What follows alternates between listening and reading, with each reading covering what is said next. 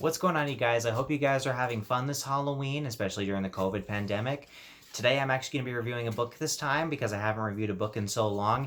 And what better book to review on Halloween than Neal Shusterman's Full Tilt. This book came out, I honestly don't know what year it came out, but I will say that this is one of my favorite books of all time.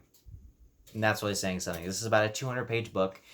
And it basically is about a 16-year-old boy named Blake whose younger brother Quinn loves to get into trouble, basically. He loves chaos. He likes to get into trouble a lot. He loves to ride roller coasters. He wears a lot of piercings. Like, he's got some tongue piercings. He got like a couple of lip piercings. He got piercings in his ears. So, yeah, and he wears a hat that has like a middle finger pointing up, and it's weird. And Blake, they're at a carnival with two of their friends, and Blake gets an invitation to go to a mysterious carnival out in the middle of nowhere. And then when Blake's younger brother Quinn falls into a coma, he then realizes that, okay, this guy might be at the carnival because he says he sees carnival lights in his eyes as he's in the coma. So then he takes his two friends to this mysterious carnival, and Blake knows that he must survive 7 deadly rides by dawn. Otherwise, the carnival will trap his soul in the carnival forever. What better book could be than this? This book is freaking awesome. I love it. For one thing, okay, here's what got me into this book. For one thing, I love carnivals. I've always wanted to go to one. I think I've been to one when I was a kid. That was it.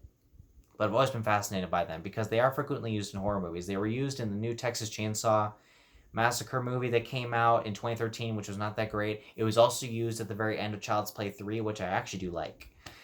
And I've always known that, okay, this carnival, it's very small, but it's basically like making a movie on a micro budget. People can have fun at carnivals for very little money. And so, about the book, I think that this book is phenomenal, like I've said. And I do think that this book carries a lot of symbolism and carries a lot of themes and messages to it, especially about like different problems we face with our lives, which I'm going to be spoiling a little bit of the book here for you. So if you have not read the book, please, I highly recommend you find it. I highly recommend you read it. This will be a great book, especially if you like scary stuff. This is also kind of an action-adventure story.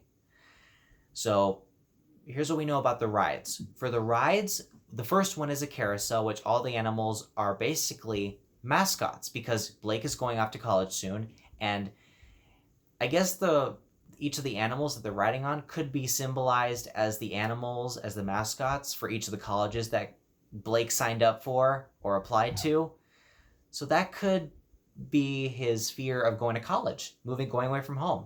The next one is called is Bumper Cars, which takes place during like a mafia war in Chicago of the 1930s, and that could be symbolized as Blake having a fear of people driving angrily on the road and him getting his driver's license. It's a big one. There's one ride that is symbolized of his mother and how she gets into new relationships and how he's struggling to accept the new situation and accept a new boyfriend into her life, which I think carries a much bigger, which is a very important thing because a lot of kids out there have parents who get a new boyfriend or a new girlfriend, and then the kids just don't accept them right away. And I struggled with the same thing when I was young. So that's why this book really got to me, was the amount of really deep storytelling that this book has. Especially, this is only 200 pages. That's it. You could read this book in 2 hours, but it is worth the 2 hours. It may be short, but it's not boring, and it's not too fast either. It's perfectly paced. Yeah, so each of the rides represents basically a deep personal fear. Like, one deep represents with self-image, another represents with a huge tragedy that Blake went through when he was young, and it's something that he's been guilty about for many, many years. And I do think that that's something, I'm not going to spoil the ending for you, but guys, seriously, that's an ending that will still grip you, even though you do kind of see it coming. But I still would highly recommend you check out the book. And I think this is Neal Shusterman's best book. I do think it's better than the Unwind books by far. So guys, that's my review for Full Tilt. I'm going to give Full Tilt A+. So guys, that's my review for Full Tilt. Guys, look forward to new horror films I'll be reviewing for the rest of October. So guys, have fun, be safe, and have a great Halloween.